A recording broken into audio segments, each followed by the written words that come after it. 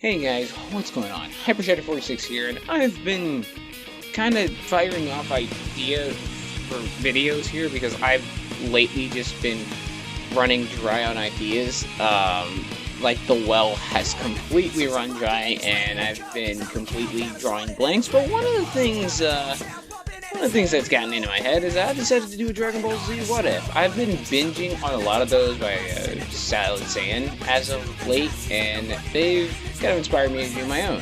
Of course, there are a ton of them floating around, I mean, not just by Salad Sand, but I decided to dabble into it and try to have a challenge while not sounding too fan fiction-y. But then again, aren't all what ifs kind of like fan fiction-y? Whatever. But I think I might have got it.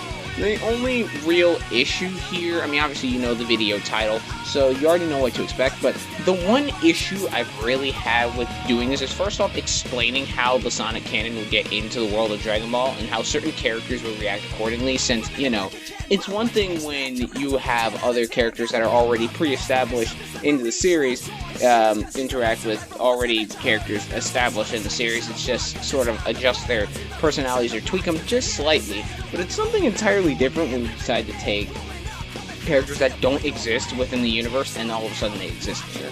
The next issue, and this was the big one, was when it comes to mixing the Sonic canon with the Dragon Ball and Dragon Ball Z canon, one of the issues I had to cover is rings, because I mean, as you know, Sonic the Hedgehog uses rings for power, be able to sustain his super form and his hyper form. So like, okay, so would I keep rings as a constant thing they would have to keep up, or would I just scratch rings entirely in favor of just using ki, or would I have rings but just have them have a different but special use? Well, I think I have something that could supplement for them. Also, don't worry about which canon I'm going off as far as the Sonic canon goes. I've handpicked a number of events that fit into the canon with TV shows, comics, and in the games, where I can keep a concise storyline while not having the Sonic part of the What If completely hijacking the Dragon Ball storyline. Lastly, certain characters will be cut while others will not be. As a little side note, there will be certain characters from the Archie comics I'll bring in, and there will be certain characters from the TV shows I'll bring in. There will be certain characters from the games I'll bring in, only for the sake of the fact that, like I said, with handpicking certain events and tying them into Dragon Ball lore and Dragon Ball canon, some things would make sense while others wouldn't. So, with that aside, without further ado, let's stop beating around the bush and get right into What If Sonic the Hedgehog and company were in Dragon Ball Z. Also, real quick, before we hop into the Dragon Ball side of things, we first need to explain on how things kick off in the first place, and I think I just found the perfect spot. Let us begin. Earth, one of the greatest planets in the universe, home to many people, plants, and animals, but most importantly, home to a very particular scientist. I'm of course referring to Dr. Gerald Robotnik. At this current time, there would be work on Project Shadow, a research project meant for researching medicine for the future. Gerald Robotnik would be spearheading his research until a certain company would intervene. A hive mind of aliens referred to as the Black Arms would aid Gerald in his research, but end up hijacking it entirely, with the sole purpose of researching immortality. Black Doom, the leader of the Black Arms, introduced the inclusion of the Chaos Emeralds into their research, seeing as the emeralds have immense power within them.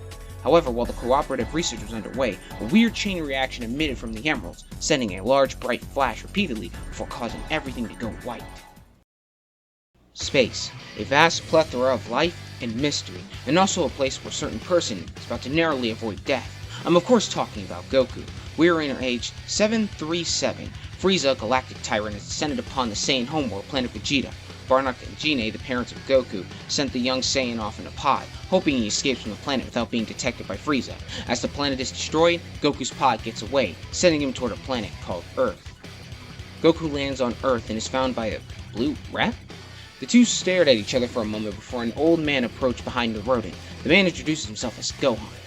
The blue rodent is Sonic. He takes Goku in like a second son. Being a rambunctious child, Goku had tripped and bumped his head, changing his entire personality and causing him to lose his memory. With this happening, Goku became different. He still liked to train and fight, but he was less wild about it.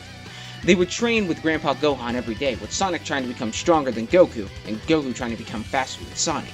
See, one thing that both Goku or Gohan can't explain is how Sonic became so fast. I mean, he is a small hedgehog. Technically speaking, everything he can do is just unnatural.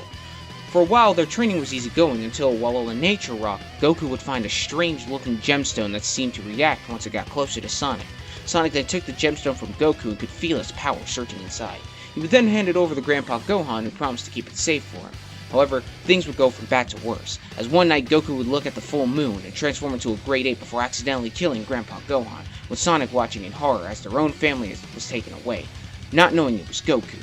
This would lead Sonic to tell Goku that they could use the Dragon Balls to bring back their grandpa, which Goku would be more than happy to agree with.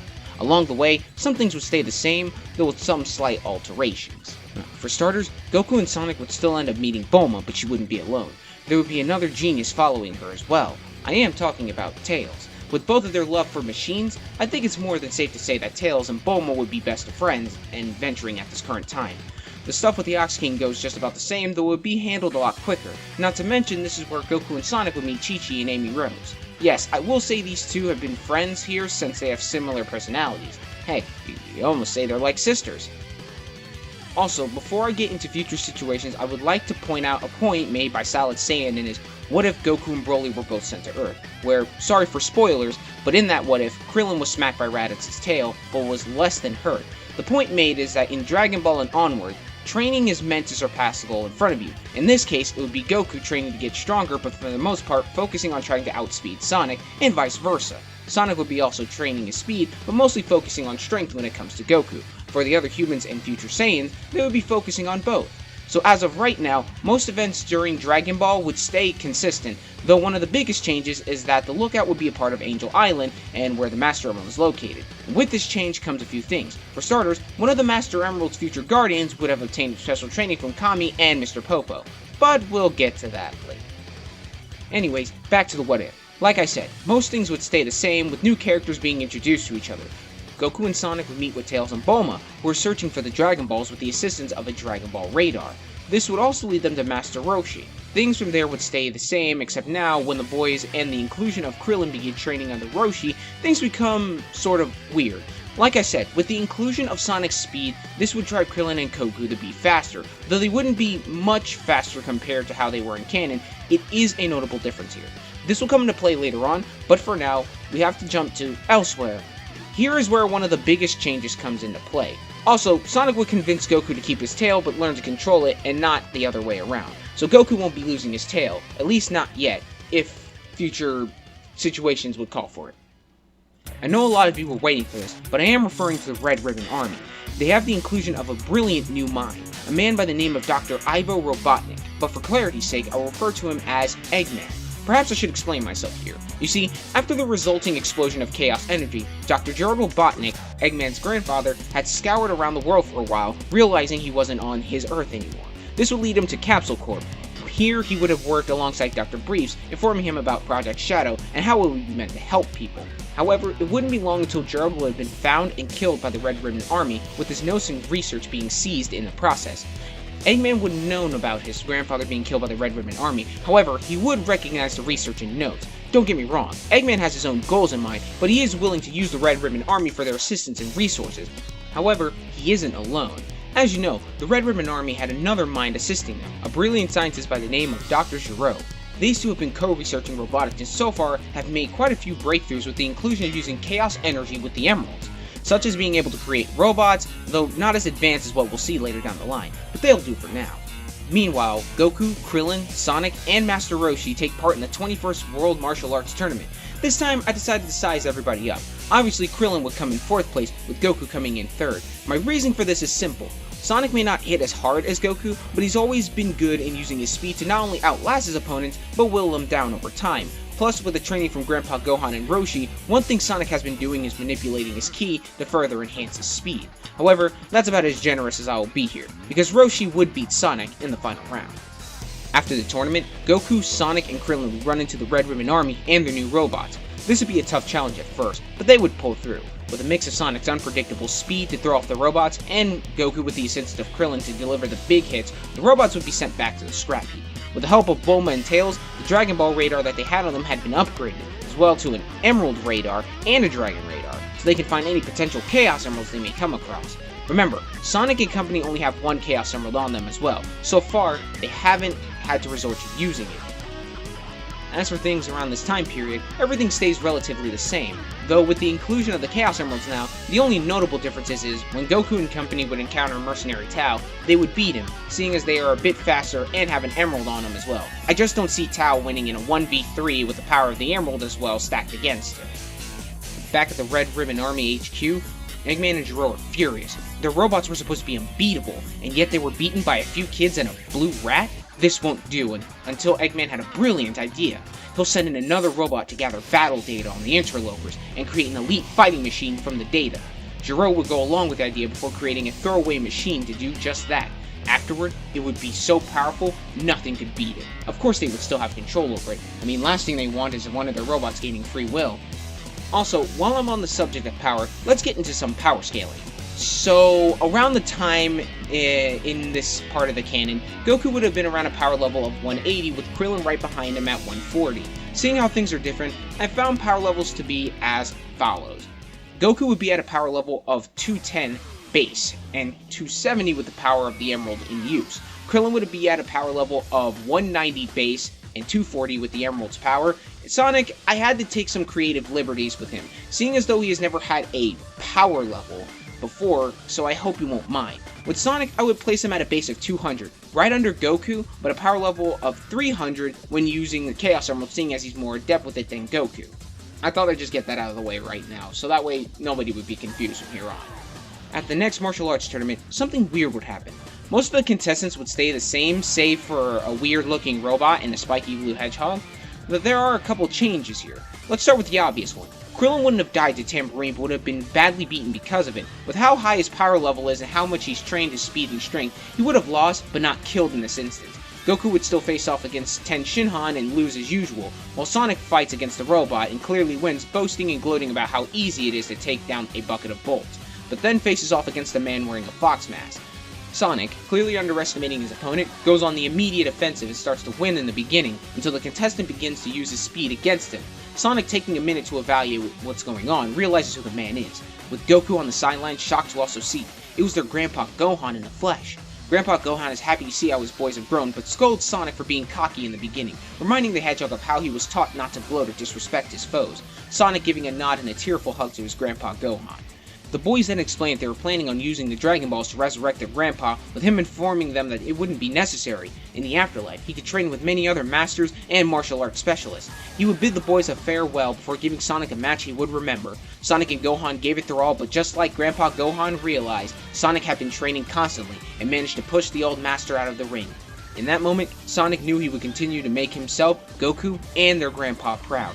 In the battle against Tien, however, Sonic would opt out to not use the Chaos Emerald. Why, you may ask? Well, think about who he's been with and who he's trained with. This isn't a Sonic who would use all of his best moves and seeing his friends struggle against a single foe. This is a Sonic who would rather use his own strength and face a foe without added assistance. Though that wouldn't change. Tien would still end up winning the tournament, though using a little more effort than what we saw in canon when he fought against Goku. However, after the tournament, Sonic and Goku would go after Tambourine, and against their wishes, would have killed him. Things would go about the same with Piccolo, as there would be something aiding him. A small green gemstone emitted light from his hands as he was somehow fast enough to beat Sonic and Goku. Neither boy knew at first how he was doing it, until they realized that Piccolo must have a Chaos Emerald. But by then, it was already too late. Piccolo had beaten them and decided to take their Emerald, as well as their Dragon Balls before leaving. Chaozu and Master Roshi are killed by Piccolo, with the boys distraught from the sight. However, things start to shift here. Piccolo noticed that the Emerald's power began radiating. When he turned around, he would be shocked to find Sonic standing, still bruised and beaten, but he looked somewhat different. His pupils were empty, and his fur seemed to have darkened to a pitch black, it being of complete, uncontrollable rage. Dark Sonic. Goku would watch as Dark Sonic would let out an angered roar before immediately attacking Piccolo, who didn't anticipate it. After a furious battle, Piccolo would be defeated, but before Sonic could finish the job, a voice would pop into his head, calming him down and reassuring him that all would be alright if they could get the Dragon Balls to Angel Island. However, it would be imperative that Sonic didn't kill Piccolo. After the fight, Goku and Sonic would use the sealing technique on Piccolo so he couldn't cause any more harm. Then, with the aid of Krillin, collected the Dragon Balls and Chaos Emeralds and went to find Tails and Bulma to see if they can help them get to this Angel Island place. Without hesitation, the gang would fly to Angel Island and find the lookout via a plane designed and engineered by both great minds. As a side note, because I know some of you are wondering, yes, the Lookout and the Master Emerald Shrine are the same place. I did this to keep things simpler for me when it comes to keeping track of certain things moving forward, plus it would just make sense. Like imagine if the Lookout was on Angel Island on like the south side somewhere, and the Master Emerald Shrine was somewhere in the middle. It would make getting around Angel Island such a chore, especially when certain events would happen that would cause a time crisis. They wouldn't have much time to get around. So that's why I decided to just say, but screw it, both of them are in the same place, so that way it would make things easier, and it makes keeping track of a lot of different events when certain things happen a lot more concise. Anyways, back to the what if. Once the gang got to the Lookout, they are met by two beings, a Red Echidna and Piccolo. Sonic immediately wasted no time rushing after the Piccolo lookalike, only to be knocked away by the Red Echidna. The man explained that his name is Kami, and the Red Echidna is one of his students named Knuckles. While explaining, he would summon Shenron and use the wish to revive those killed by Piccolo and his subordinates. Afterward, the Dragon Balls would scatter, and Kami would offer training to the boys. They would graciously accept, while also asking about the Chaos Emerald. Kami would explain that while he couldn't explain their origin, he does know that they have incredible energy, and that there are 7 known ones in existence. He would also go on to explain that they react to one's emotions, which explains Sonic's alternative form that he took on, seeing Master Roshi die. After hearing the explanation, the boys' training would begin, but not before they partake in the sacred water.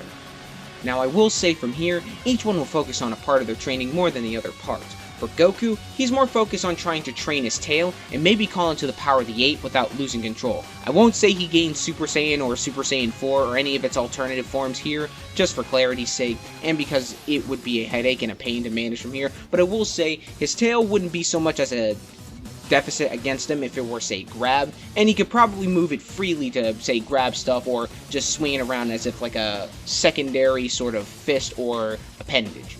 For Sonic, he's focusing more on trying to harness the power of the emeralds into his ki and not lose control of his anger so he doesn't become a rage-filled beast.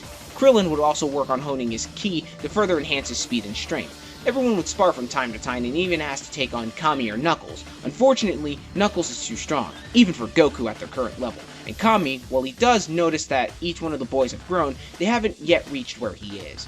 After a 3-year period, the boys would return back down from the Lookout for the 23rd World Martial Arts Tournament. Now here, there'd be only a couple key differences. Goku, Tien, Yamcha, Krillin, and Chi-Chi are here, but Sonic and the returning Amy Rose as well would also be here. For the tournament, things would play out the same. Goku would beat Tien and even get married to Chi-Chi. But as for Sonic, I don't think he would have gotten married to Amy, but he would encourage her to keep training and keep fighting so she could keep up.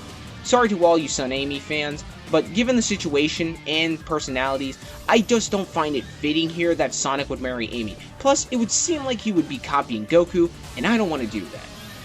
Now from here, things would sort of stay the same, but also differ in some ways. Because, as for Goku and Chi-Chi, they would still have Gohan. I'm keeping that the same, because I don't think anything, even if Sonic were here, that would influence any decision for them to not have a kid. I just don't see that one happening. Plus, nobody would want to deal or get in the way of Chi-Chi's wishes. I mean, not even Sonic. We know what Sonic's like. But I do think that from here, since Sonic doesn't have a commitment, he would occasionally train and probably spar with the other humans, which means they would get a little bit of a power level increase. So, power levels are as follows. For Goku, since he kept his tail and trained with it, I would put his power level at 500, with it increasing to 600 when using the Emerald's power. For Sonic, I will say he maintains a power level of 440, with it increasing to 560 with the Emerald's power, and 700 when in Dark Sonic form, times however many Emeralds he's using to further increase his power. Krillin would continue his training and spar with Sonic from time to time, which would help, albeit just a little, putting him at 400, almost double what he was in canon, with it increasing to 550 when using a Chaos Emerald. I would believe that Sonic would also train Krillin how to be more adept with the Emeralds, seeing as they are best buds after all, so I decided to give him a little more of a buff when using the Emerald. Amy, after listening to Sonic, would continue her training. Her base power level would put her at around 300, with it increasing to 370 with an Emerald. Gohan would have a base power level of 50 since Sonic and Goku would train from him from time to time. I would give him a little strength in this case. This would also change Gohan's disposition a little when it comes to fighting. I won't say he likes to fight now because that would just be unrealistic and I would completely be just disregarding Gohan's character. I will say though that he would find sparring just a little bit fun, seeing how Goku and Sonic would train and spar. Tien would be around 400 and increase to 470 when using an Emerald, and Yamcha would be around 225 with his base power increased then to 280 when using an Emerald. Now would be around the time the reunion at Kame House takes place. The gang would be reunited with each other before being interrupted by a man with long hair and a tail, informing them that his name is Raditz and that he's Goku's brother. Also, that they are a race of aliens called Saiyans, and Goku's real name is Kakarot. This would throw everyone off for a while, and when Raditz would smack Krillin with his tail, Krillin would be able to dodge completely, which would get everyone on high alert. And when Raditz would try to grab Gohan, Sonic would be able to grab him out of harm's way, with Goku going on the immediate offensive. However, Raditz would be able to hold off Goku for a while, before Krillin would jump in. Using his scouter, Raditz can see that their power levels are raising. How can this be? A Saiyan like him is being pushed by a human, his own little brother, and a blue rodent? This is an insult and won't be tolerated. Sonic, with quick thinking, would use one of the Chaos Emeralds they recovered back from Piccolo to enhance their strength. Raditz would notice this and watch his scouter as Sonic's power spike and his speed increase. Knowing that he's at a disadvantage here, Raditz will retreat back to the location of his pod, with Goku and Sonic taking off after him, telling Krillin to stay behind in case things go south. After a long chase, Sonic and Goku will catch up with Raditz to continue their fight. Unfortunately, even with the power level increase, Raditz is just too much for them. However, Sonic has an idea, but it's a gamble. If he and Goku can combine their energy into one attack and fire themselves at Raditz, they might be able to beat him. It would be better if Sonic launched an attack, seeing how he is the fastest between the two, with Goku agreeing. Raditz would watch as Goku would pull out a second gemstone and hand it to Sonic, who would start to curl into a ball and begin spinning. While Raditz would be focused on Sonic, Goku would sneak up behind him and grab his tail, paralyzing him in the process. Darn it! How could he have let himself get so distracted so easily? The scouter on his face began to go crazy, as Sonic's power level began to increase dramatically. Raditz had realized what Sonic was doing. He was storing energy and about to unleash an all-out attack. He needed to get Kakarot off of him and fast, but with Goku keeping a tight grip on his tail, Raditz could barely move. After enough of storing energy, Sonic uncurled into a ball and got down on one knee position before telling Goku to let Raditz go and to move. Goku nodded and released Raditz's tail before kicking him towards Sonic. Almost without blinking, Sonic shot himself at Raditz, kicking him once in the chest before rapidly punching his face, and then kicking his legs before finishing with an elbow to the gut and an uppercut to knock him backwards. As Raditz lay on the ground, badly beaten, he tells Sonic and Goku that even if they kill him, it won't matter. He's already killed enough humans, so he's content with dying. This is where Sonic would comment that they can just use the Dragon Balls to bring those people back. They can use their wish for that after all, and with the help of the Chaos Emeralds, it will be a lot easier to get. Raditz would smirk, telling the two that his friends would be listening in through his scouter, and that they heard every word.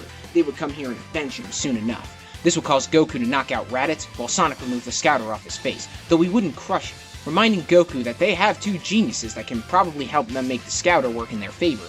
Goku agreeing, though making a point that they should watch what they say around the scouter. If their friends are still listening, they'll hear every word they say after him. This is where I'll end off for here, I think. Tell me what you guys think. I believe I kept everyone's personality and how they would react to certain situations close to how they would if they were still in canon. Obviously, again, certain events would be changed because we're adding new characters that weren't already pre-established into the story. But tell me what you guys think. I'll leave a community post up on my YouTube. There you guys can tell me what you think and if you want me to continue the series. As always, be sure to Chaos control that like button. Subscribe today to join the Chaos Army, and as always, I'll see you guys in the next video. Take care, stay frosty, and I hope you all have a good day. Alright, bye-bye!